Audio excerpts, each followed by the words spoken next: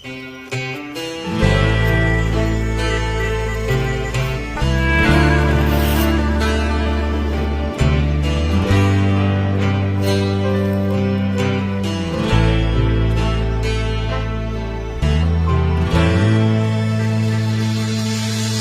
คุณฟ้า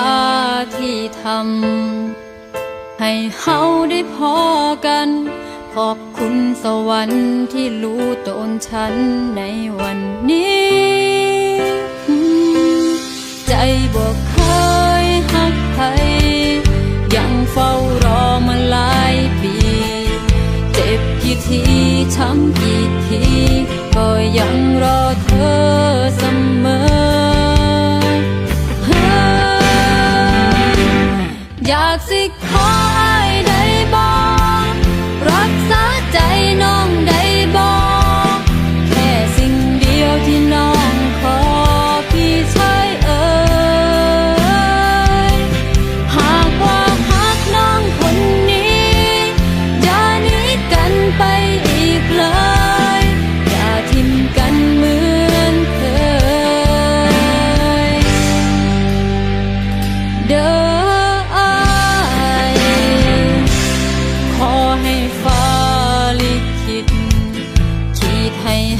ไปด้วยกัน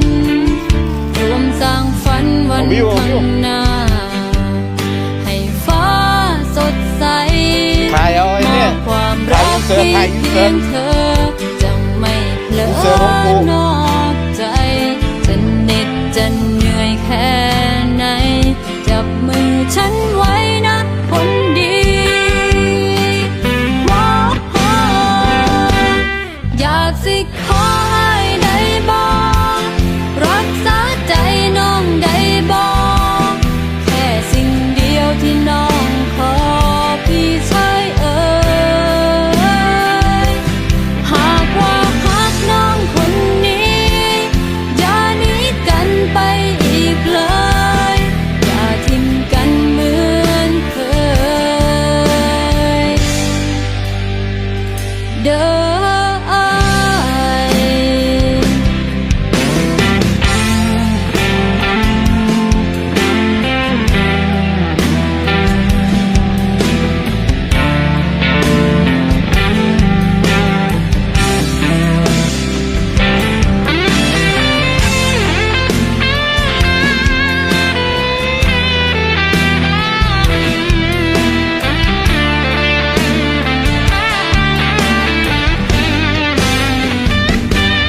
อยากสิขอให้ได้บอกรักษาใจน้องได้บอกแค่สิ่งเดียวที่น้องขอ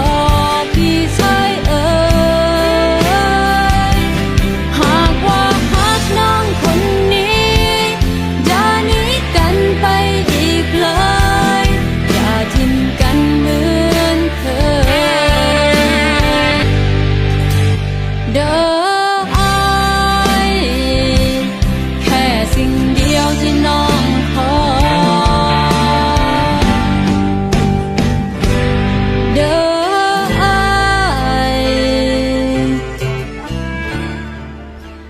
หมออยากจะบอกคุณชัยพลว่าคนรักของคุณอาจจะอยู่กับคุณได้ไม่นานสิ่งที่จะช่วยต่อชีวิตเขาได้มีสิ่งเดียวคือกำลังใจอายจ๋าน้องขอโทษอายหลายๆเด้อที่ผ่านมาน้องบ่เคยบอกอายเลยว่าน้องเป็นหยังแต่น้องอยากขออายได้บ่อายอย่าทิ้งน้องเด้ออยากสิขอให้ได้บอกรักษาใจน้องได้บอกแค่สิ่งเดียวที่น้องขอพี่ชาย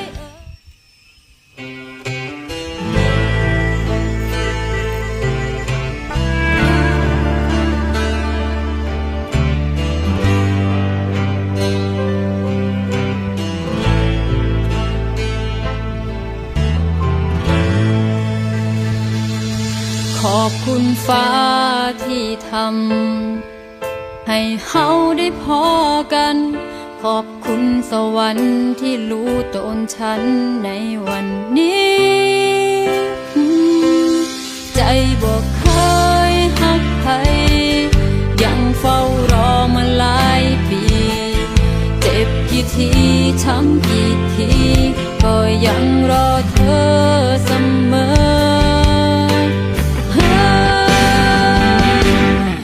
ากสิขออ้ายได้บ่รักษาใจน้องได้บ่แค่สิ่งเดียวที่น้องขอพี่ชายเอ่ย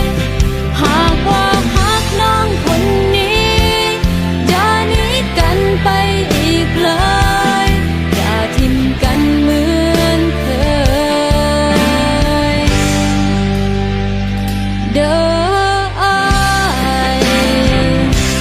ขอให้ฟ้าลิขิตขีดให้เฮาไปด้วยกันรวมสร้างฝันวันข้างหน้าให้ฟ้าสดใสมอบความรักให้เพียงเธอจะไม่เผลอนอกใจจะเหน็ดจะเหนื่อยแค่ไหนจับมือฉันไว้นะคนดีว้าวอยากสิขอให้ได้บ่รักษาใจน้องได้บ่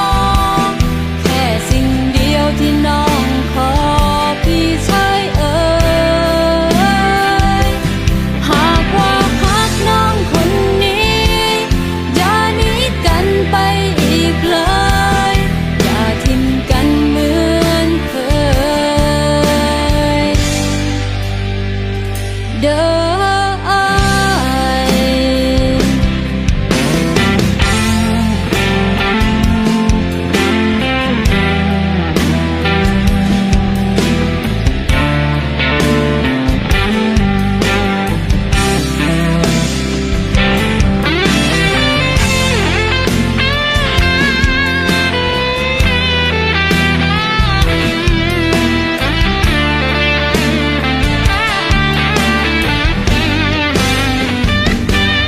อยากสิขอให้ได้บ่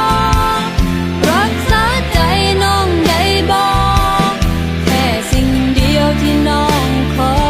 พี่ชายเอ่ยหากว่าฮักน้องคนนี้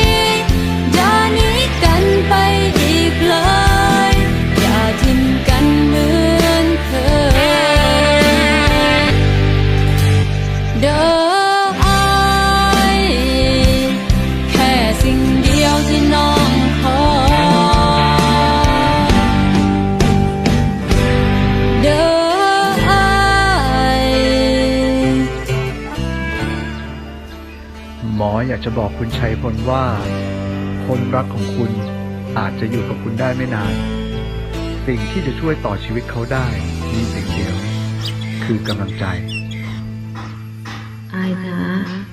น้องขอโทษอายหลายๆเด้อที่ผ่านมาน้องบ่เคยบอกอายเลยว่าน้องเป็นหยังแต่น้องอยากขออายได้บ่อายอย่าทิ้งน้องเด้อ อยากสิขอให้ได้บ่รักษาใจน้องได้บ่แค่สิ่งเดียวที่น้องขอพี่ชาย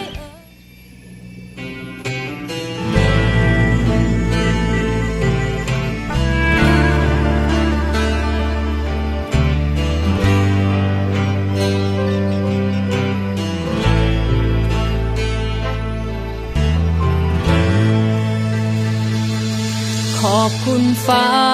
ที่ทำให้เฮา